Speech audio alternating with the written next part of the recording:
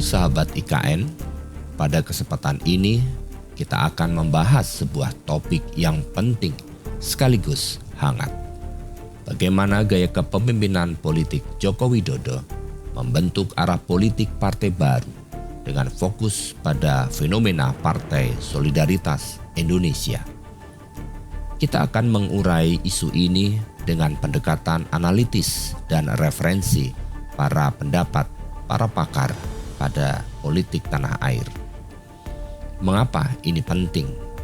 Karena kehidupan politik Indonesia terus mengalami transformasi, tidak hanya pada level nasional, tetapi juga dalam cara partai-partai baru memahami strategi komunikasi, basis dukungan, dan cara merespon aspirasi generasi muda. Dengan memahami pola kepemimpinan yang dominan sepanjang satu dekade terakhir, kita bisa membaca arah dan peluang politik yang lebih luas.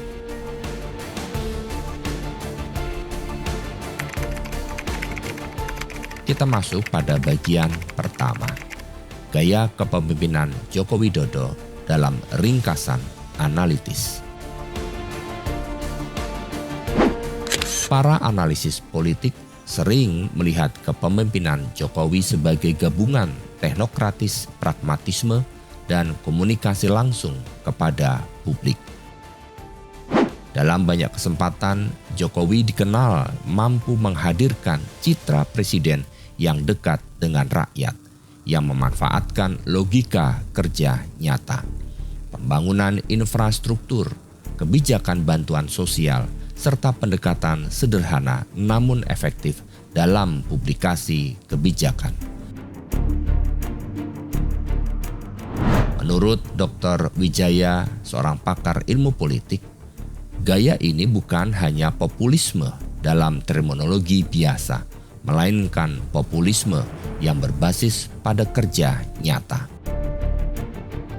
Artinya, Jokowi tidak sekedar berbicara tentang rakyat, tetapi mencoba memperlihatkan bukti konkret lewat proyek dan kebijakannya.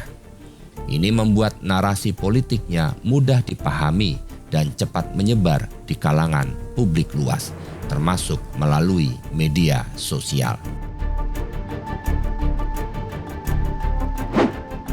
Sementara itu, Profesor Lestari, seorang pakar komunikasi politik, menekankan aspek komunikasi persuasif dan branding personal dalam gaya Jokowi. Bagi banyak orang, Jokowi bukan hanya presiden, tetapi sebuah persona yang relatable, tidak formal, menggunakan bahasa sederhana, dan sering muncul di media dengan cara yang tampak spontan.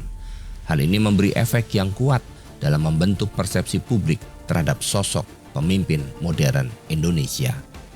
Kedua karakter ini, kerja nyata dan komunikasi efektif, mempengaruhi cara partai-partai lain melihat wajah baru politik Indonesia. Mereka yang ingin membangun basis dukungan harus bertanya, bagaimana caranya menjadi relevan secara substantif sekaligus tampil secara komunikatif. Kita masuk pada bagian kedua, PSI dalam lanskap baru politik Indonesia. Masuk ke dinamika yang lebih spesifik, bagaimana partai-partai baru seperti Partai Solidaritas Indonesia membaca perubahan ini. PSI muncul sebagai partai yang secara retoris menempatkan diri di posisi progresif, mengusung semangat generasi muda, serta menentang politik identitas. Dalam berbagai pernyataan publik, elit PSI menegaskan bahwa mereka ingin menjadi alternatif baru bagi pemilih yang selama ini merasa tidak terwakili oleh partai-partai mapan. Para pengamat mencatat beberapa hal penting. Yang pertama, PSI meniru model komunikasi yang efisien. Dengan gaya visual dan bahasa yang dekat dengan generasi milenial dan Gen Z, PSI mencoba mengadopsi teknik komunikasi modern, mirip dengan apa yang dinilai berhasil bagi pemerintahan Jokowi dalam membangun kedekatan dengan publik. Ini termasuk penggunaan platform digital, storytelling yang kuat, serta identifikasi isu sosial yang relevan dengan kehidupan sehari-hari. Kedua, pertanyaan besarnya, substansi atau gaya? Menurut Dr. Amir Hasan, seorang pengamat politik, ada tantangan strategis.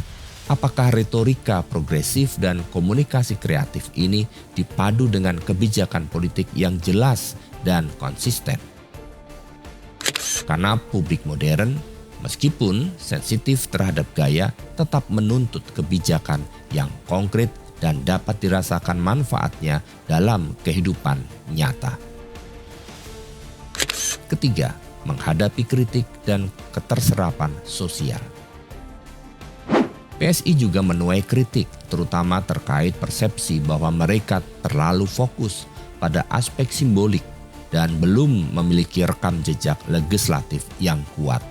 Namun pendukung mereka berargumen bahwa hal ini wajar di fase awal partai baru dan PSI bisa belajar dari pendekatan kerja nyata yang dijalankan pemerintahan Jokowi untuk membangun kredibilitas. Kita masuk pada bagian ketiga, analisis strategis dan apa artinya bagi masa depan. Sekarang kita masuk ke inti analisis. Apa pelajaran strategis yang bisa diambil partai-partai baru dari gaya kepemimpinan Jokowi? Ini relevan tidak hanya bagi PSI, tetapi juga bagi siapapun yang ingin memahami dinamika politik kontemporer Indonesia. Pelajaran yang pertama, kepemimpinan adalah eksekusi dan narasi. Dalam prakteknya, kepemimpinan Jokowi menegaskan bahwa eksekusi program tidak hanya dipisahkan dari narasi publik. Dua hal ini berjalan beriringan. Program yang efektif tanpa narasi yang tepat seringkali tidak dihargai oleh publik. Sementara narasi yang kuat tanpa substansi kehilangan kredibilitas dalam jangka panjang. Bagi partai baru, ini berarti mereka perlu memiliki agenda kebijakan yang jelas, bukan hanya slogan. Menyusun narasi yang membumi, bukan hanya catchphrase tanpa isi. Pelajaran yang kedua, penggunaan media sosial harus terkoneksi dengan realitas. Banyak partai baru unggul dalam media engagement.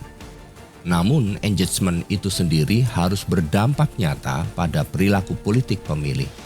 Penggunaan media sosial yang cerdas dapat memperluas jangkauan pesan. Tetapi jika tidak mampu menjawab aspirasi publik secara substansial, hal itu bisa menjadi hampa. Pelajaran ketiga, konsistensi, identitas politik, dan kebijakan. Konsistensi adalah kunci. Selama ini salah satu kekuatan Jokowi adalah konsistensi narasi kerja nyata sepanjang masa jabatannya, meskipun ada tantangan dan kritik.